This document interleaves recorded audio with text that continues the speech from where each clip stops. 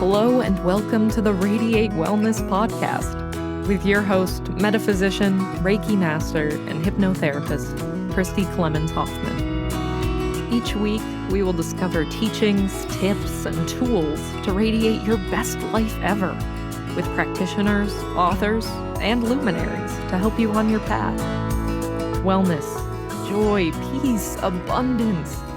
What do you want to radiate? Hello and welcome back to the Radiate Wellness Podcast. Today we radiate calm fun with Toni Jones, who started making music as a tool for her life coaching clients to practice healing on the go. And after great response from her first album, she decided to make music full time and has released 5 projects so far, which I want to dive into. I could read on and on about your bio, but I just want to talk to you, Toni. Welcome. Yes. Thank you for having me. Absolutely. I am just fangirling over here because I do love your music. Thank you so much. All your music is so positive, Thank you. so uplifting. According to your bio, you started making music as a tool for life coaching clients. Tell me about that. So I was a life coach for several years, and I helped women heal from workaholism.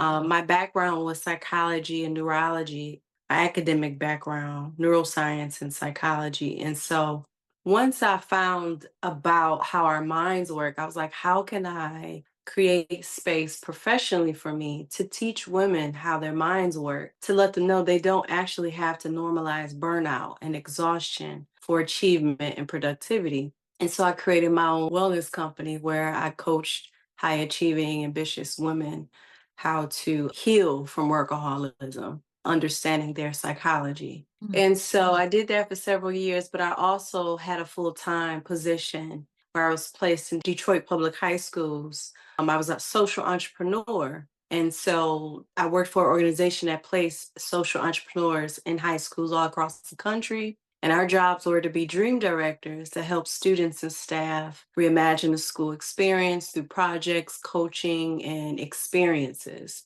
Really superhero type work. It was incredible. It was a dream job. I swore that was the thing that I was going to do for the rest of my life. That is exactly how I visioned my life.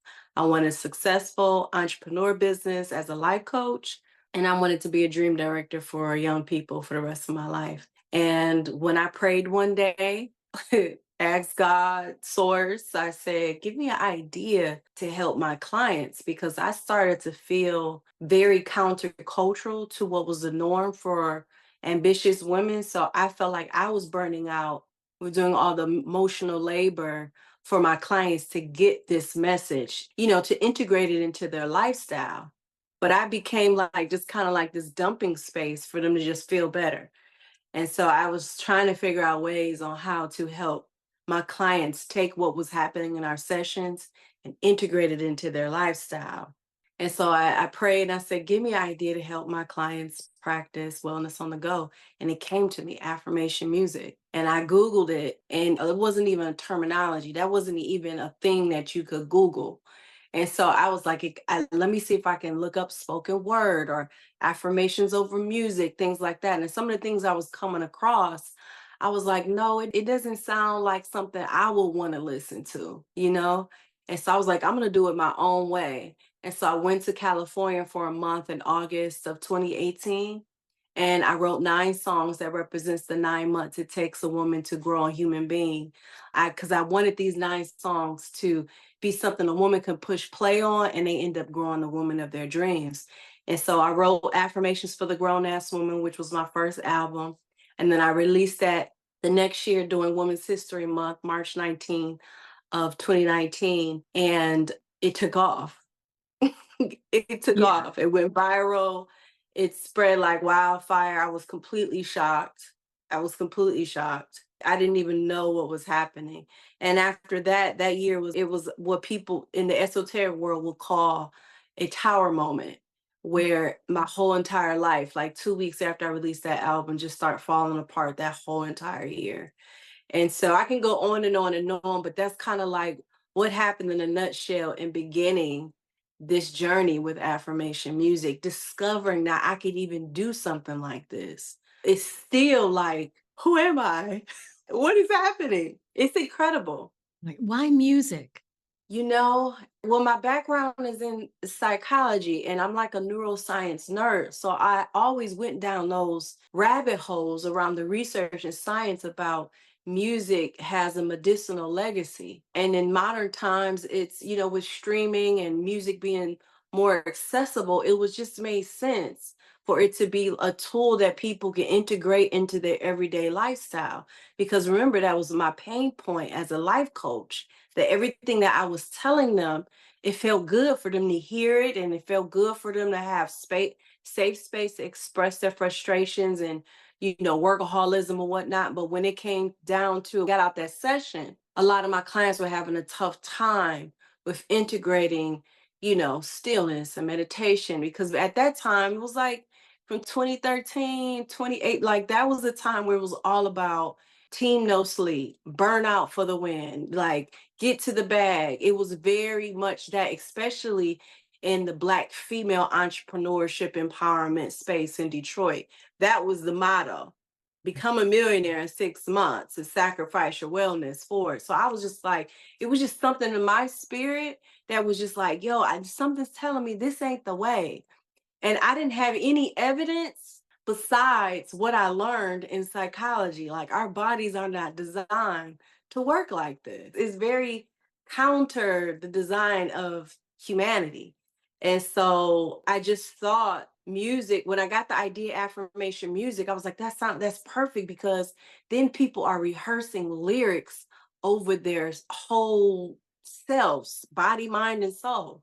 And so on a quantum level, because I'm really into quantum physics too, on a quantum level, they're pretty much doing energetic surgery every time they're listening to my music and every time they're saying the lyrics. So it was just all, I didn't have that thought process before I made affirmation music. It was like, it came after I saw what it was doing. And I was like, oh, that makes sense, because the power of word, the power of sound, we are sound. And I studied Dr. Emoto's science and research. It's just connected. And then I was just like, wow, I'm already in wellness and mental health and spirituality and consciousness. This is such a brilliant, divine idea. The way just spirit just connected all of those dots for me, and it just downloaded. And I was like, oh, wow, this is smart. But I never thought of becoming an artist. I thought I was just going to do like listening events and just bring me more clients and help my clients practice wellness on the go. I never thought I would be performing and booking and naming myself as an artist. It was just like, what? How did that happen? How did that come about?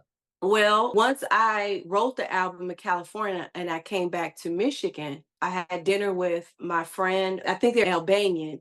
And her mom made me like an Albanian like lunch kind of a situation. We were just talking at their house in Michigan. And she was telling me about her brand and how she got funding for it. And I was telling them about this album I wrote. I don't know how I'm going to pay for it, but I was like, somehow it's going to happen. And it wasn't even me trying to be like walk by faith or be intentional, but I was just like, I know that this has to get done. Somehow it'll get done, but it wasn't like a major priority. So when I was telling her about it, I was like, I'm probably going to need like 5 to 10 grand for it. So she was like, oh, you should apply for this loan, which was this organization called kiva.org. And so I applied for the loan, and it's crowdfunding, but it's a loan. And so when I applied for it, I got the money, and then I just start planning.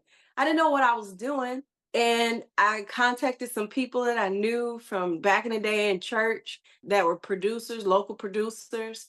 And I got in the studio and said, hey, this is how much I have. Are you down to help me with this? How much can you give me a hookup? And then I called somebody, see if they could work with my budget to do video promotion and things like that. I got some wardrobes, some wigs, and I was just figuring it all out, girl. And I released it, and I was just like looking at it like, wow, my baby is like out here.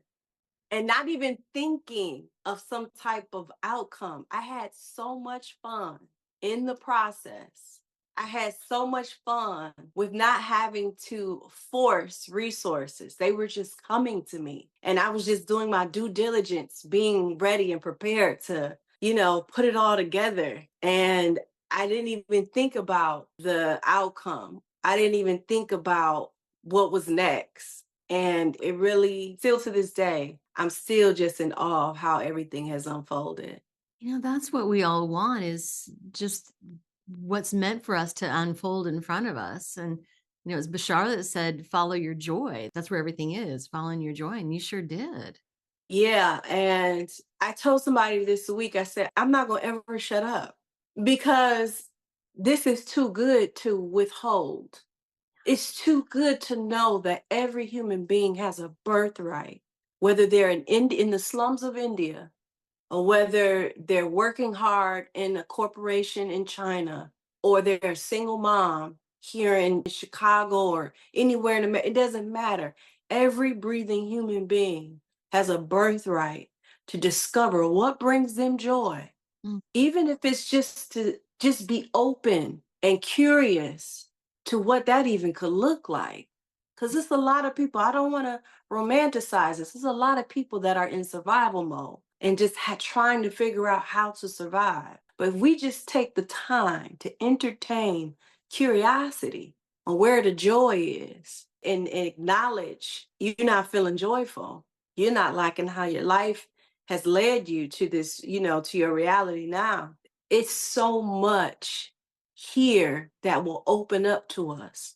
This just year alone, within the past year alone, I've gone through so much, so much. At the same time, you simultaneously, I'm becoming more aware that this life is alive.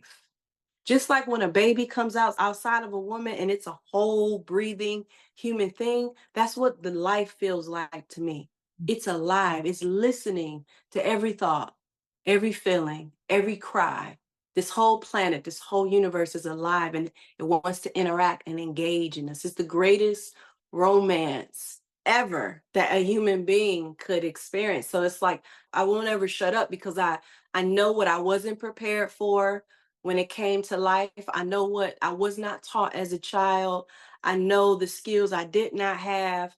I know what I wasn't prepared for. It was so many things that I could have just said, because of this, I won't ever be this. Because I don't have this. It's so easily just be in that. But just because I was curious to see, maybe this is it, or maybe there's more. I don't want to be miserable, so let's see what else is here. You know what I mean? So it's like everyone has that birthright to discover and explore and let it be messy, you know? Let it be messy. I love that. Now, for those who have not heard your music, and I would urge everybody, like if you're listening on Spotify, go check out Toni Jones on Spotify and subscribe and follow to her music. On YouTube, you're on YouTube too. And I'm so on YouTube, all streaming platforms. all the streaming platforms. Okay, if somebody's not heard your music before, what can we expect? What is your music about? My music, well, first, the genre is called affirmation music. Mm. And it's essentially to help people talk to themselves better. That's it. Help people talk to themselves better. Because as soon as you push play, you're immediately aware of the critic inside, the bully inside, Yeah. the shame. You're aware of the voice that is guiding you throughout life. And when you hear affirmation music, this newfound awareness that there's a stronger, healthier conversation that you can take on your journey every single day of your life. Whether you know about affirmation music or not, there's a tool here that all you have to do is push play and immediately enrolls you into another or healthier inner dialogue about money, about relationships, about intimacy, about your work ethic, about healing, about awakening. I mean, I can go on and on, forgiveness, worthiness. There's so much music I put out to change the conversation that's controlling a lot of how we feel and think about ourselves in the world. What I love about your music is it's enjoyable to listen to too. I mean, it's not heavy metal, it's not hardcore rap, it's not, it's like gentle R&B, pleasant music with beautiful words, and somehow the music makes the words seep into my soul better. I don't know. Was that your Yeah. intention? I think it was my intention the second time I created the album. The first time I created the album, I didn't know what I was doing. I just was like, what do women need to hear to grow? Based on how I've been of service to women, based on what my experience has been, what I have witnessed growing up, and what I saw in my family in the church with women. And I said, I want to create these 9 songs. This is what I'm going to talk about. This is what I'm going to talk about. But when that second album came around, I was very intentional, like a mad woman locked in a science lab. And everything about my growth, everything I learned, everything I poured into that second album. It's called I See Me Mantras. And it was like I created this whole world with this album. And so it was very intentional down to, I mean, I really went in. Like every song had a personality, every song had a texture, every song had a color, a name. I was like, if this song was this, before I even went into production and beat, I made sure this song had a reality, to where I was that intentional because I was like, if I'm that intentional, when people push play, they would immediately feel it. They Yeah. would immediately feel it on a deep level because I went that deep in creating that song. Yes. Now, do you write any music yourself? Did you do the vocals and the lyrics? I wrote all the lyrics. Yeah. And then I still do this sometimes, but around that time, I would listen to certain music and I would just search out different music and match it to the vibe I had already envisioned for this song. So I would listen to other people's songs. I'm like, okay, I kind of like that vibe. And then I kind of like that vibe. Okay, if these 2 songs came together and was mixed with an ambient vibe or R&B vibe, and so I worked with producers that had the patience with how meticulous I was with the vibration, the feeling of the song. And because of my budget, I couldn't work with actual producers. So I worked with like beat makers, and I found YouTube beat makers and things like that, because I didn't work with a real producer till like my 3rd album. Mhm.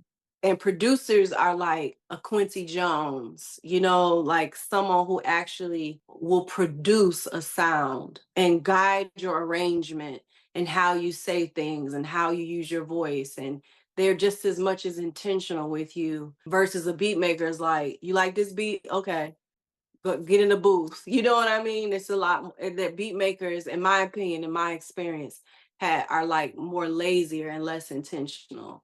Well, you could have fooled me. Your first 2 albums are wonderful and sound very well produced.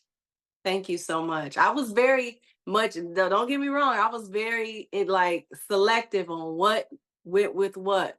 No one took me seriously. The men didn't take me seriously. They just they thought I was corny, I mean, I even had family that did beats for me, and I had to drag them to send me beats. But I knew I had something, but it wasn't like I was trying to become big as an artist. But I was I meant that I meant excellence, that I did not want to be corny. Like I was like, I want this to land in a cool way. Like I wanted to like it, you know? So yeah, I was very selective on what sounds and production I used. I listen to other music, of course, and there's like Queen Herbie has a bunch of real positive Oh affirmations. yes, yes. Very different style, right? Lizzo has some of that. Yours is so different and so unique, though, right? Thank you. I feel it's very personal. Thank you. Um, That means a lot to me because, it makes me emotional because I'm very intimate. Have an intimate nature, and I mean to get in the intimate spaces of a human being. It's mhm. something about who I am and how I've been designed that means to get close to people. And I feel the tears. I know, me too. I know, me too. I know. I know what it feels like to be rejected, abandoned, and neglected because you're getting too close. And a lot of people just want you on a surface level. And so my music has given me an opportunity to go deep with people because I've experienced people close to me who don't want me that deep, or not prepared to handle that type of depth in connection. And so my music gives me that opportunity to express the depth of my nature, my love, my ability to connect and communicate and share myself in deep ways. And it is a dream come true to experience that energetic exchange with the people that listen to my music. Yeah. Yeah. I bet you get a lot of feedback. Yeah, I do. I tell you, I listen to you when I am, getting out of the shower and putting on my makeup and getting myself Uh, ready in the morning. It's like a girlfriend sitting there giving me a pep talk. It's like, yes. that's what it feels like, getting me ready for my day. Mm-hmm. Oh, stop, That's me. honey. You're making me go too. That's what it's like. It's like having your cheerleader girlfriend, because we all needed one girlfriend who's our cheerleader, just sitting there going, "Yeah, you can do this, baby. You're doing the thing. Yeah. You're worthy. You are a Yeah. boss." Yes. Exactly what it feels like. Do you go out and perform these albums live? Yes, I go to like music killing cross-cultural experiences and events. I Yes. go to like festivals. I perform at women's empowerment retreats and summits. I do affirmation meditation experiences. So I do perform at a variety of spaces. It's opened up such a diverse range of opportunity for me, this affirmation music. I can perform in a church or I can perform Yoga. esoteric hippie festival. Like it doesn't matter. Or I can perform at a businesswoman conference. I can open up a luncheon with an affirmation meditation. Or I can do like I had one podcast, they had an event for their listeners in California and they share my music with their podcast with their audience all the time. So they had an evening of celebration of, I think it was like their 10th year of podcasting or something like that. And it was like an evening with Toni Jones. And all I did was perform for 2 hours. It's very unique, like what I can do, because I can do so much. Oh And yeah. my performances aren't just get on the stage and say it's very interactive, very engaging activities, talking. So it's really cool. Oh my God, that is amazing. I bet you just find so much energy from that. You said what? I bet you find so much energy from that. I do. It's very fulfilling. You got 5 albums out now, is that right? So okay, so there's Affirmations for the Grown Ass Woman. Yeah, They're I Sing Me Mantras. Then yeah. it's the Affirmations and Chill EPK. And then it's the Me versus Every Me album. So I have 4 projects out, but then I have a single, Self Care Summer. Oh, And then I have 2 mixtapes on YouTube. So that's 7 music projects altogether. that's amazing. And I have a million more songs inside of me. It's crazy. Where do you get your affirmations? I would say what inspires me the most is what I need to say to myself, Mm, you know, what I want to say to myself. If I find myself, it's literally my life. Like it's times, I remember it was a moment I had, it ended last year. I woke up like I have a real cozy couch and I was sleeping on my couch. And I woke up like 3 something in the morning and I woke up in tears, just crying. And I didn't know what to pinpoint to say why I was crying, but I just felt so much sadness, so much grief. And my mind was like, it's this and it's that. This is why you're feeling this way. And I didn't know what to do. I was so overwhelmed with emotion. And I was like, oh my God, am I depressed again? Like, here I go. And this was like last winter. And I remember saying, maybe I should call my friend Supernova, or maybe I should call my manager, Pam, or maybe I should call my mom. Like, I was like, I need help. Like, this emotion is overwhelming for me. And I was going through some financial challenges too. So the combination of that was like, wow. it was a lot. And so I ended up taking like a couple breaths and I was just saying to myself, I said, I held myself just like this. And I said, it's going to be okay. What do you need, Toni? Like literally mothering myself. And I was like, and I asked myself, what would the version of me who loves myself, what would she do for me right now? And it's so funny because when I asked that and I said, "What do you need, Toni? What will comfort you?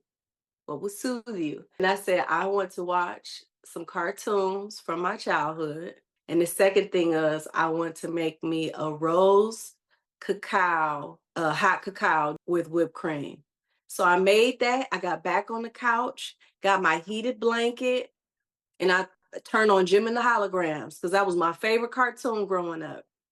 And when I tell you, felt so much relief, so much care. That was a monumental moment for me because it was a pillar in my ability to self-soothe and to regulate myself in real time.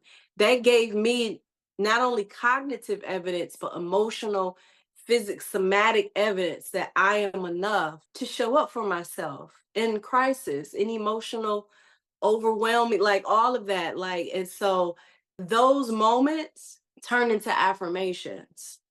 Like, I'm worthy of being gentle with myself. I'm capable of self-soothing myself when the emotions are intense. You see what I'm saying? It's like, it's those real moments where like I can turn anything into an affirmation, like anything, because that's the way that I aspire to talk to myself.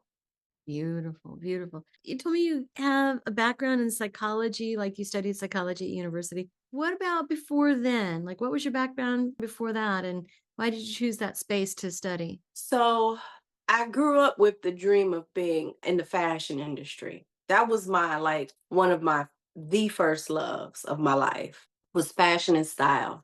Ever since I was a fetus, I was a fashion girly, okay?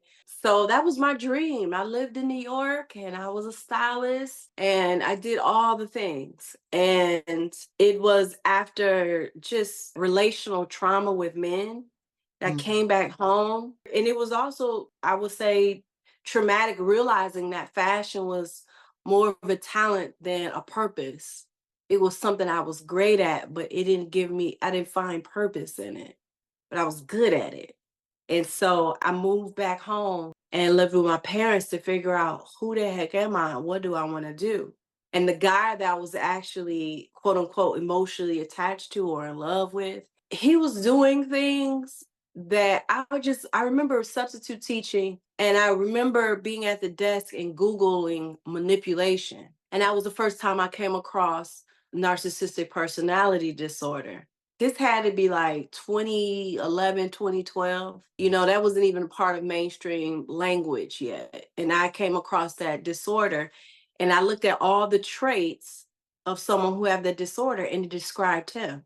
And then I looked at all the traits that describe the people that they prey upon and it described me. And I was just like, oh my gosh, I really am being manipulated. And so that is when I decided to go back to school to get my degree in psychology. I was like, because I'm not completely aware of my choices and my behaviors that leave me vulnerable to people who prey upon my ignorance or my vulnerability or naivete, you know? And so I really meant to learn human behavior. I wanted to learn like why we operate, why we move the way we move, because the relational trauma that I was experiencing with men, I was just like, how does another person do that to somebody else? Like, I was just really dumbfounded. Outside of the pain, I just could not process it. And so, and I was like, and then you know who I am because I've exposed all of who I am. How do you do it to someone who's just kind of like pure out here? I wanted to figure out how to protect myself, how to get smarter, and how to learn those booby traps with engaging with human beings.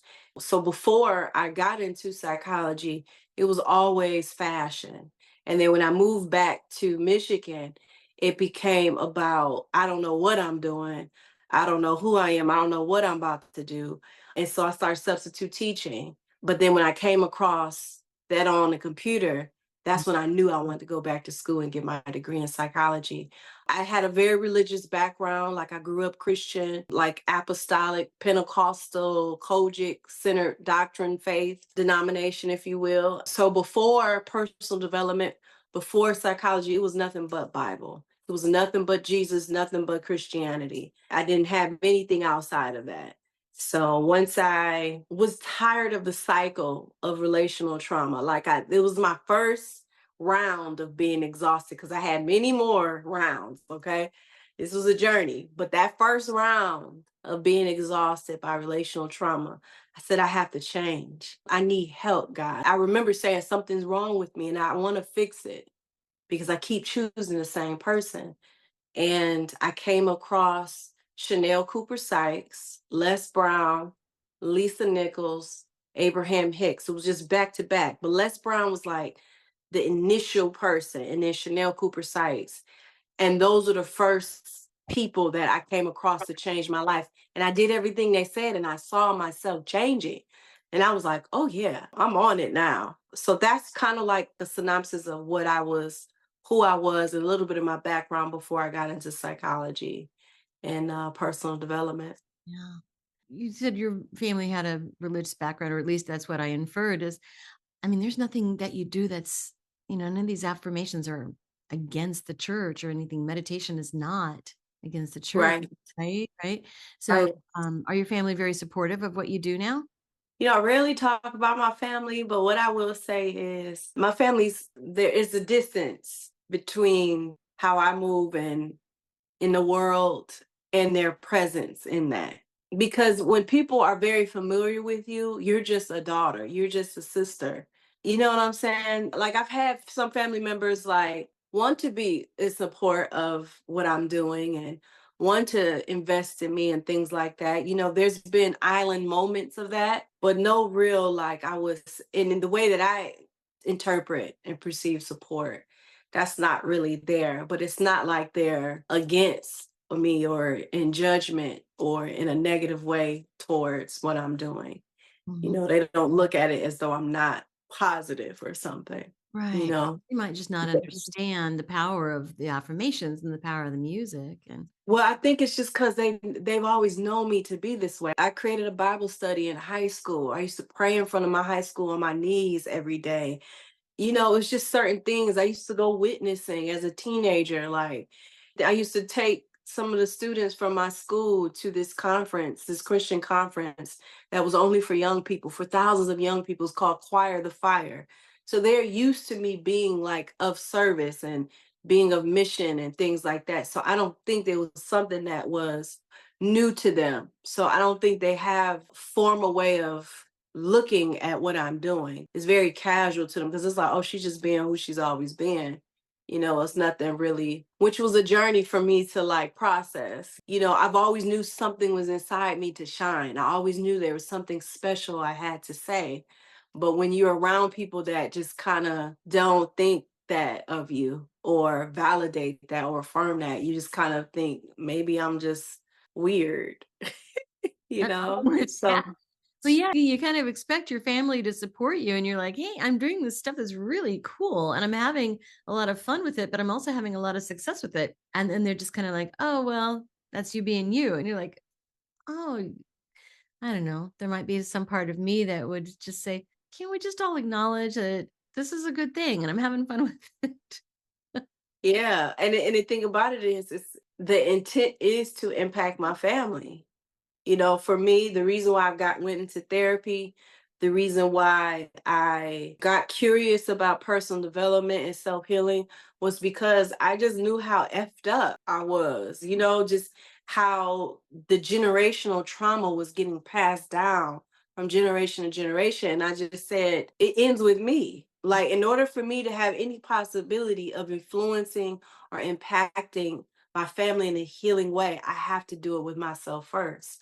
Yeah. So for me, they have been it's our family dynamics, not just my immediate family, but even, with my cousins, with my aunts, just seeing the relational trauma in not only my family, but Black families, American families.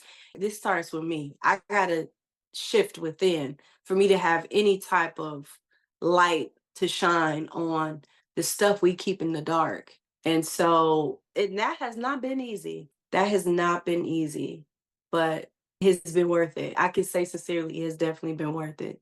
None of this path is easy. None of being human is necessarily easy, but it is so worth it. It's so worth it. How has doing this music and stepping into this coaching and mental wellness and how has stepping into this realm affected your faith?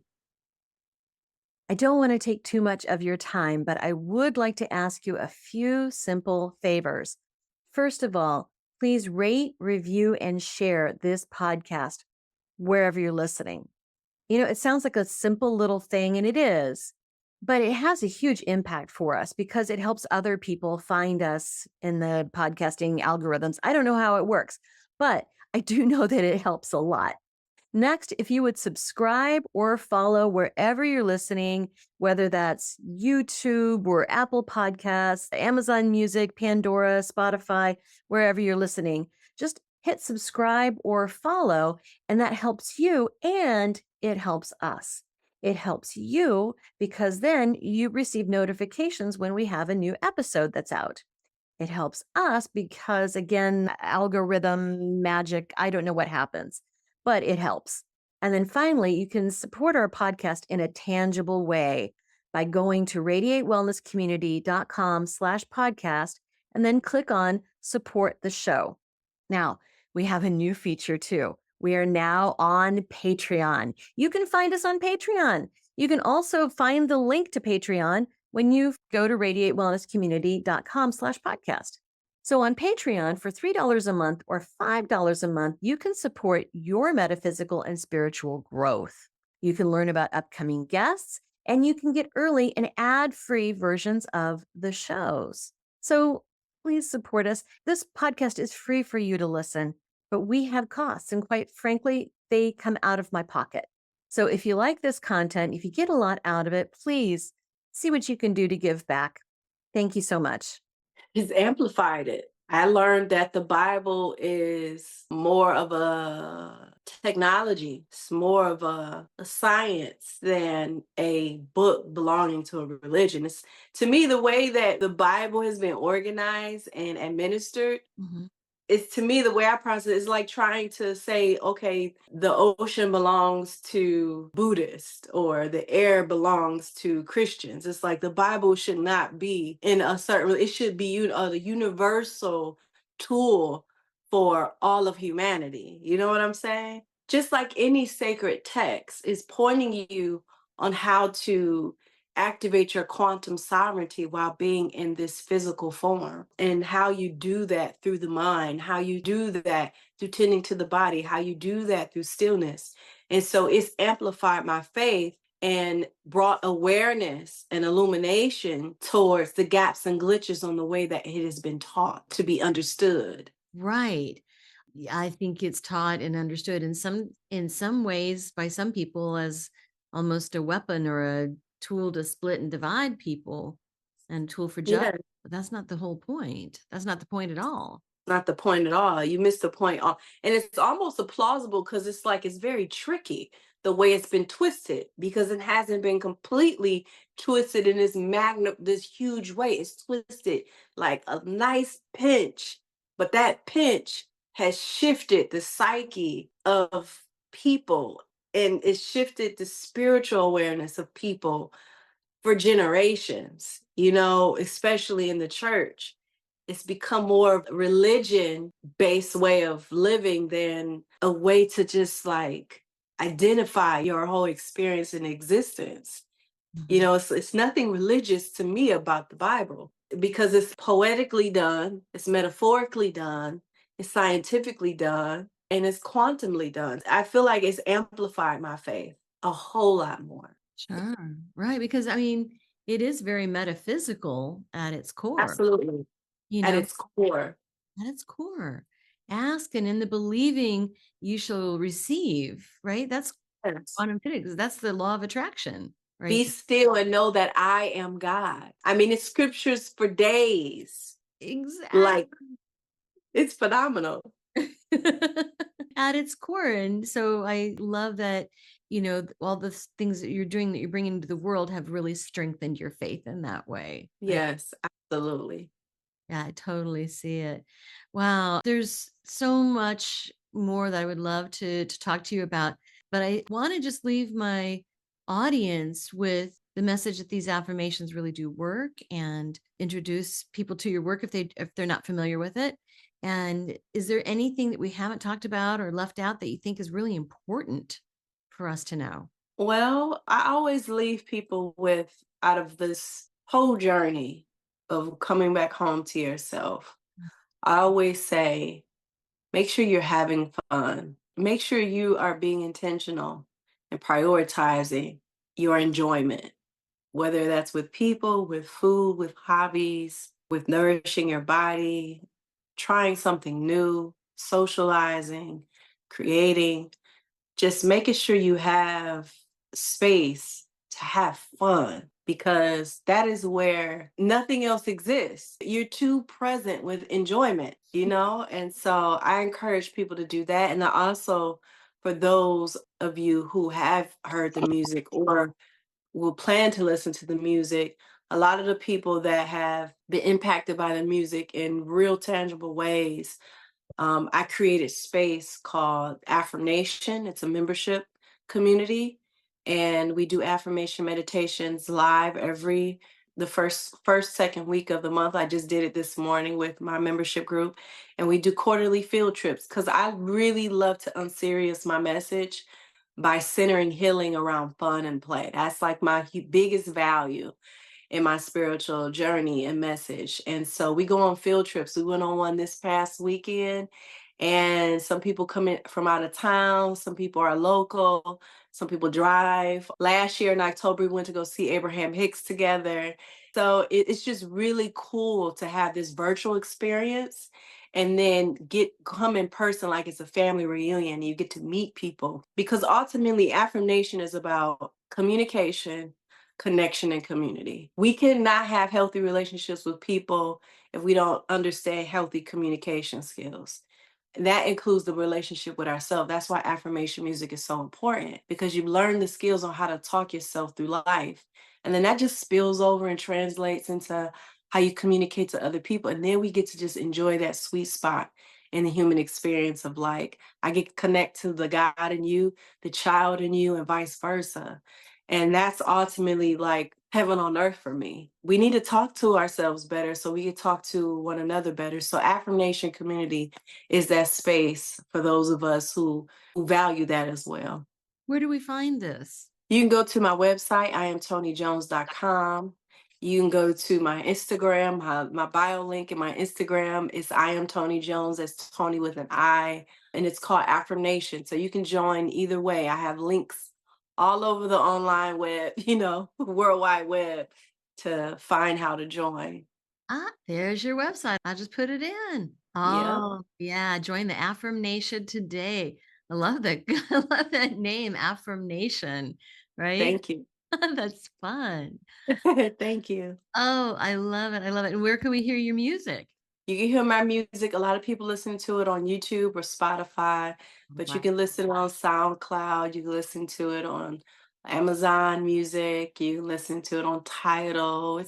It's on Apple Music. It's all on all streaming platforms. So all the things, all the places. All the things. Toni, this has been such a dream come true for me. I can't tell you how much your music means to me, and I'm going to start crying again, but how much your music means to me. So I'm so happy to talk to you on the show. Thank you for spending some time talking to me and telling us all about your music and how much it means to you. And I don't know, it's great. Thank you so much. Oh, you're welcome. Thank you for having me and sharing me with your audience. Oh, so happy.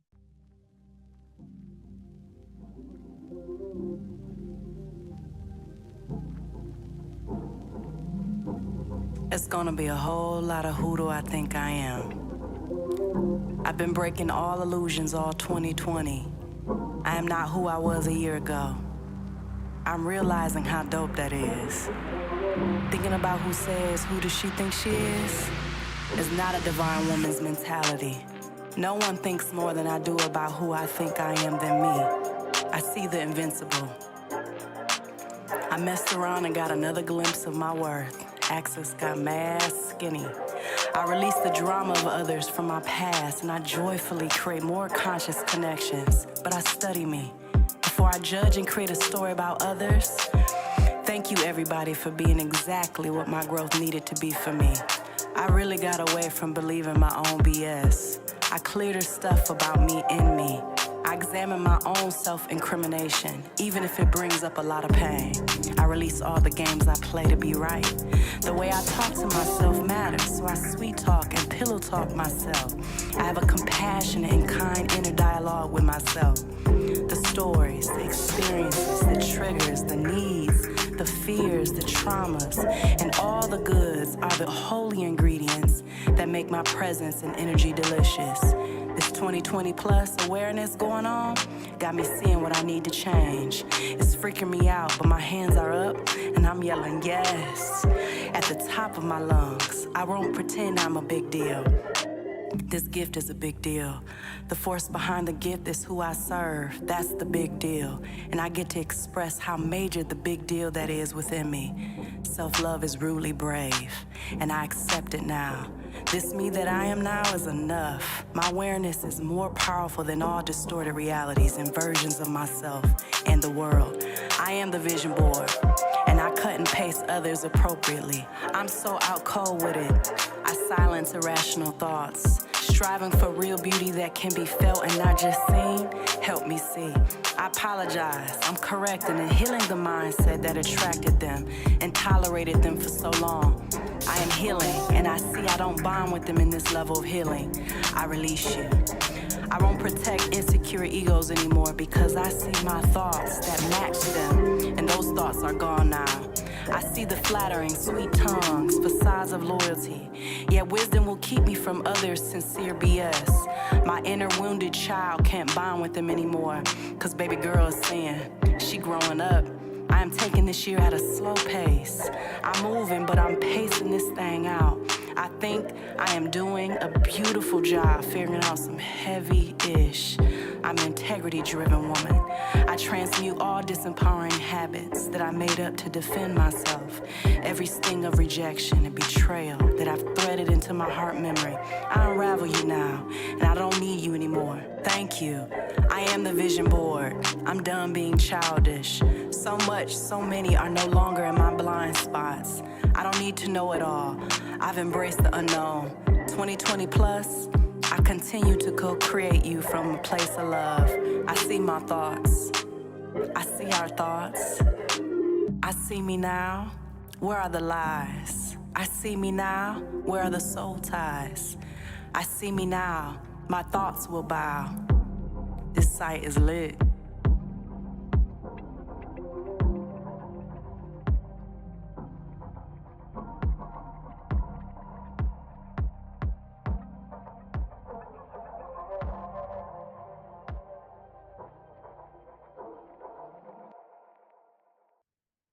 Don't know what to watch next? Decisions. Well, we've got some suggestions.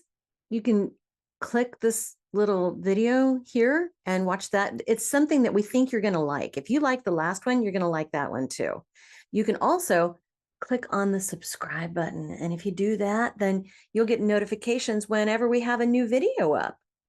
Win-win, right?